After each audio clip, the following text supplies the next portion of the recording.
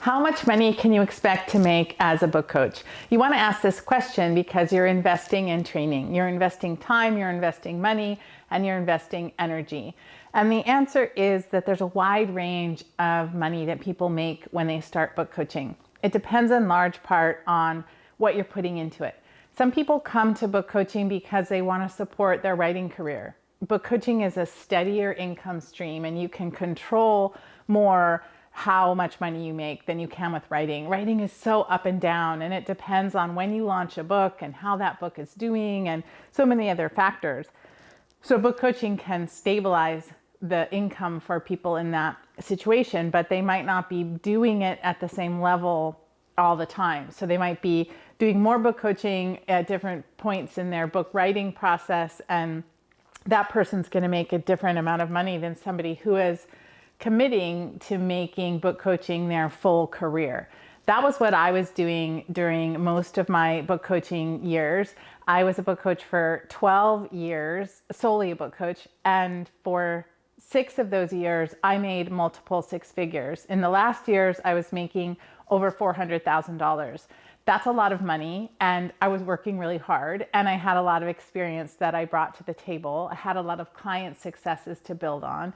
So that is kind of the top of the end of what we see people making. And we see people making all different kinds of money, like I said, based on what they're bringing to it and what they're putting into it. We do have some data to share about how much money does a book coach make. In their first year of certification, most book coaches, first of all, it takes them about 3 months to get their business off the ground. That means getting a website together, getting their packages and pricing together, getting a way to take payment from their new customers. It usually takes about that long for people to even just start. That being said, most of our coaches actually have a paying client before they get certified. And that's often because the practicum clients want to hire them. A lot of folks come out of those practicums with paying clients. So in the first year, most book coaches are working somewhere between 15 and 20 hours a week on their book coaching business. And that includes running the business and working with clients. So the administrative part and the actual book coaching part. And in that part-time work, they're working with somewhere in the neighborhood of 5 to 10 clients over that year, no more than 25 clients in the first year for sure. And 53% say that they met or exceeded their financial goals in the first year as a certified coach. Most are expecting to meet their financial goals for the coming year, for that second year as well. So in that first year, 48% of our coaches working that 15 to 20 hours a week, part-time with a few clients, made $15,000 or more in that first year as a certified book coach. Of that percentage, 40% made $30,000 or more. So that gives you a good sense of how that first year tends to go. And we see obviously a correlation between how much time people spend and how much they make in that first year. So you can expect to make somewhere in the neighborhood of $22,000 the first year if you're working about 20 hours a week. And that's going to grow as you optimize your business, become more efficient, raise your prices to match your experience, and the money can go up from there. It can go way up from there. I want to share a couple of stories from our coaches around money. And the first one is a small win, because the big wins are made up of small wins. And I want to make that point. The way you make more money is changing one thing at a time, improving one thing at a time, optimizing one thing at a time. That iterative process around money is also the way business works. So Sarah shares this great little story. She says, so you know how there are those cartoons where a person has a little angel on one shoulder and a little devil on the other? I actually think I have a Jenny Nash on my shoulder whispering in my ear, don't undervalue your work. and it has paid off. I had someone interested in my easy offer, but then asked about the details of a whole manuscript evaluation.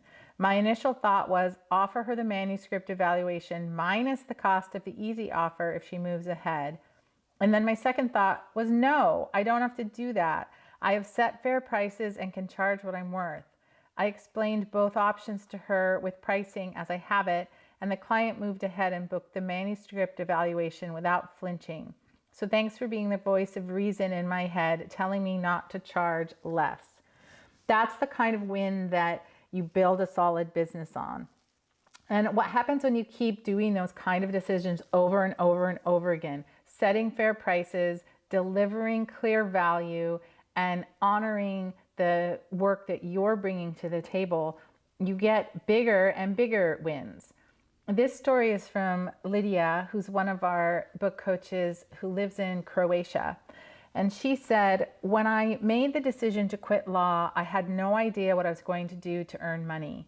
I faced a lot of judgment for making this decision. People refused to believe I left law because I didn't want to waste my life doing something I didn't love. It was much more easy to just deem me as someone who couldn't cut it. And I had to live with their pitying glances and talk behind my back. It wasn't easy. Around 8 months later, I found this course, and fast forward 6 months more, this month I actually earned what used to be my wage before I opened my own law firm, while I was employed as an attorney at law in one of the 4 biggest law firms in my town.